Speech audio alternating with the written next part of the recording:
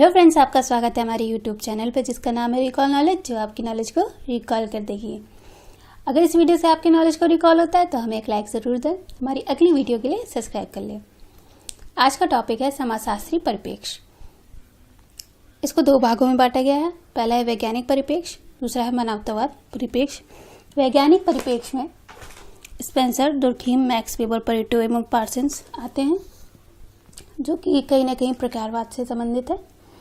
इन विद्वानों को मानना था कि मानवीय व्यवहार कुछ वैज्ञानिक नियमों तथा प्रविधियों के अनुसार संपन्न होता है। लोग समान परिस्थितियों में समान रूप से ही व्यवहार करते हैं। उनका यह भी कहना था कि मानवीय आचरण में कार्य कारण संबंध पाया जाता है तथा इसके संबंध में पूर्वानुमान या भविष्यवाणी की जा सकती है। दुर्खीम द्वारा अपनाया गया अध्ययन का तरीका वैज्ञानिक ही था। अगला परिप्रेक्ष्य है मानवतावाद परिप्रेक्ष्य। इसमें निर्जाति पद्धति शास्त्र, प्रघटना शास्त्र, संघर्षवाद और प्रतीकात्मक अंतःक्रियावाद आता है। आज हम प्रकारवाद, संघर्षवाद, नारीवाद, अंतःक्रियावाद, आधुनिकतावाद, कल्याणकारी राज्य और सामूहिकता का अध्ययन करेंगे। प्रकारवाद, संघर्षवाद और अंतःक्रियावाद ये हम बहुत अच्छे से जानते हैं कि इस परिप्रेक्ष्य में क्या देखा जाता है। आधुनिकतावाद को भी जानते हैं। संघर्षवाद का एक शाखा है नारीवाद। नारीवाद भी संघर्षवाद में ही आती है। कल्याणकारी राज्य और सामूहिकता ये नए दृष्टिकोण हैं। प्रकारवाद परिप्रेक्ष्य, इसका अध्ययन बृहत समाजशास्त्रीय अध्ययन में किया जाता है। बृहत स्तर पर किया जाता है। मान लीजिए कि एक जंगल है। जब पूरे जंगल का हम लोग अध्ययन करेंगे तो वो बृहत समाजशास्त्री में आएगा, और अगर हम पर्टिकुलर एक पेड़ को बारीकी से चेक करते हैं तो वो सूक्ष्म समाजशास्त्री अध्ययन में आता है। इस परिप्रेक्ष्य की तुलना मानव शरीर से की जाती है। शरीर के भीतर सभी अंग का अलग अलग कार्य होता है। कुछ में दूसरों की तुलना में अधिक भूमिकाएं होती है, लेकिन शरीर को ठीक से कार्य करने के लिए वे सभी आवश्यक रूप से महत्वपूर्ण होते हैं। इसी तरह एक समुदाय के लिए सामाजिक सर्वसम्मति या समझौता होना चाहिए। उन्हें एक ही मान्य उद्देश्य के लिए एक ही मूल्य साझा करना चाहिए और एक साथ काम करना चाहिए। इसी तरह समुदाय प्रभावी ढंग से कार्य करेगा। मान लीजिए सरकार परिवार के बच्चों को शिक्षण प्रदान करती है और हम उसे कर देते हैं। वह सरकार के पास पहुंचती है। सरकार को अपनी सत्ता बनाए रखने के लिए जनता के कर की आवश्यकता पड़ती है, तभी वह अपनी सरकार को बनाए रखेंगे, नहीं तो देश कंगाल हो जाएगा। तो परिवार शिक्षण संस्थानों पर निर्भर है और शिक्षण संस्थान सरकार पर। सरकार वही हमें वापस देती है। अगला परिप्रेक्ष्य संघर्षवाद। इसका भी बृहत समाजशास्त्रीय अध्ययन किया जाता है। नेट में क्वेश्चन आया था कि आप संघर्षवाद को किस तरह से लेते हैं, तो उसका सही ऑप्शन था सार्वभौमिक रूप से, क्योंकि संघर्षवाद सभी समाजों में पाया जाता है। कार्ल मार्क्स का यह मानना था कि शासक वर्ग द्वारा कम प्रभावशाली वर्ग के लोगों का शोषण किया जाता है। कार्ल मार्क्स का यह मानना था कि शासक वर्ग द्वारा कम प्रभावशाली वर्ग के लोगों का शोषण किया जाता है। इस परिप्रेक्ष्य में समाज की नकारात्मकता, विरोधाभास और कभी कभी बदलती हुई प्रकृति पर ध्यान दिया जाता है।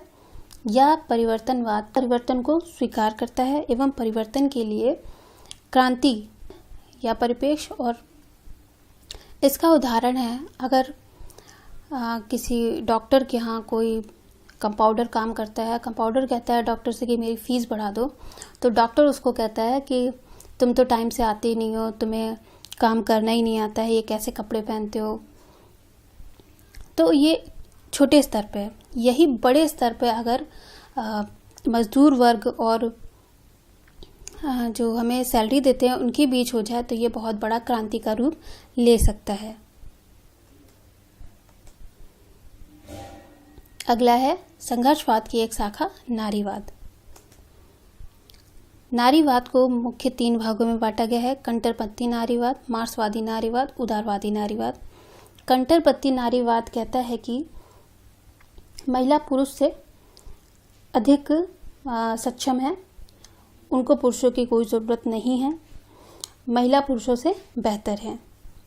ये पितृसत्तात्मक के खिलाफ लड़ते हैं। मार्क्सवादी नारीवाद कहते हैं कि महिलाओं और पुरुषों के बराबर अवसर होने चाहिए। ये समानता की बात करता है, खासकर उन महिलाओं के लिए जो मजदूर वर्ग हैं, जिनका शोषण किया जाता है। उदारवादी नारीवाद में समर्थन जो समाज बदल गया है और महिलाएं अब समाज के भीतर बेहतर भूमिका निभा रही हैं।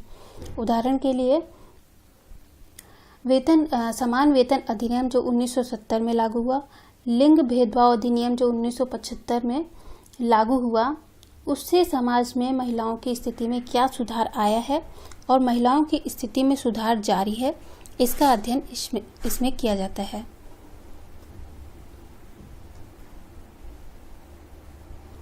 अगला है प्रतीकात्मक आंतरक्रियावाद। इसका अध्ययन सूक्ष्म समाजशास्त्री अध्ययन में किया जाता है।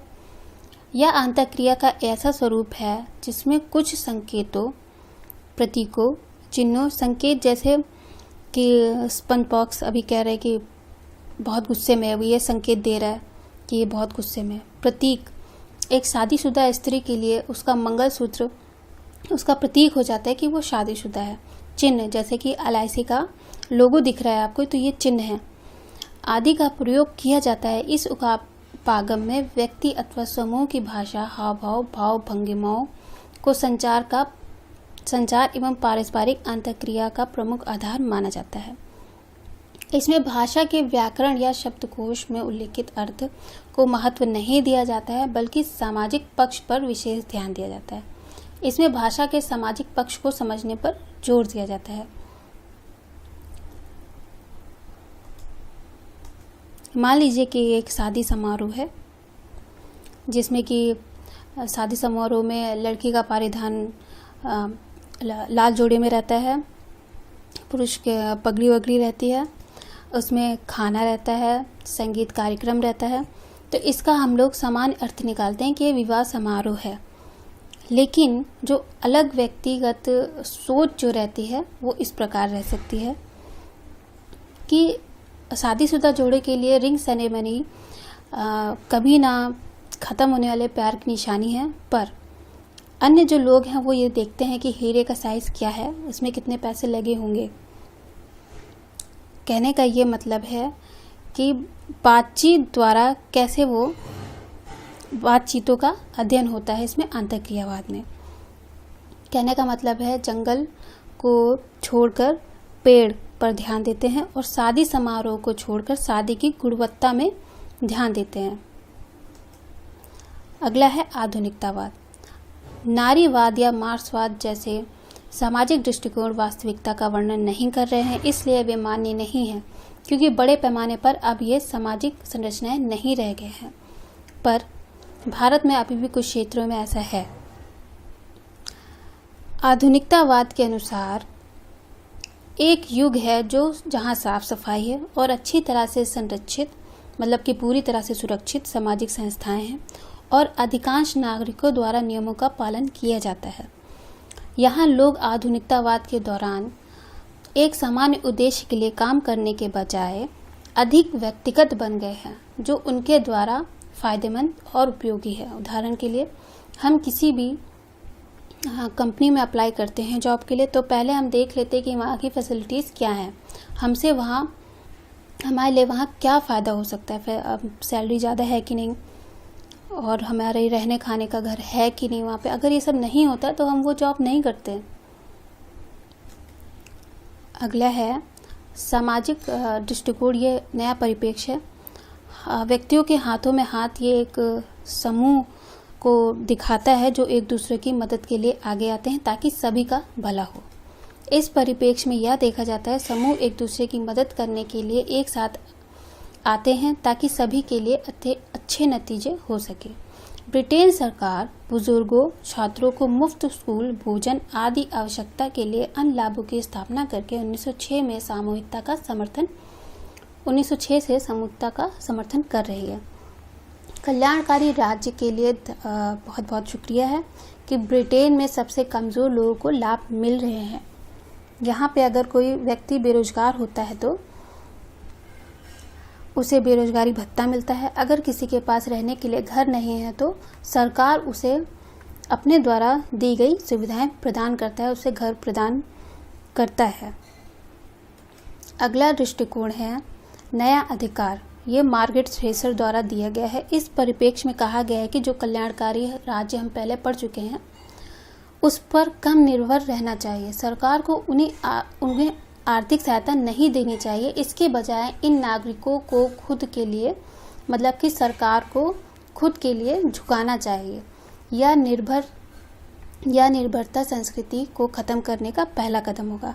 श्रीमती थ्रेसर और अन्य जो नए अधिकारों के समर्थक यह मानते हैं कि कल्याणकारी राज ने एक समाज का निर्माण किया है जो लोगों के भविष्य के लिए योजना बनाने और अपनी ज़रूरतों और उनके परिवारों के लिए जिम्मेदारी लेने के बजाय राज्य के सभी लोगों पर, इस राज्य के सभी लाभों पर भरोसा किया है, यानी कि वो राज पर डिपेंडेंट हो गए हैं। ऐसा नहीं करना चाहिए। हमारा वीडियो देखने के लिए आपका बहुत बहुत धन्यवाद। अगर इस वीडियो से आपकी नॉलेज को रिकॉल होता है तो हमें एक लाइक ज़रूर दें। हमारी अगली वीडियो के लिए हमें सब्सक्राइब कर लें।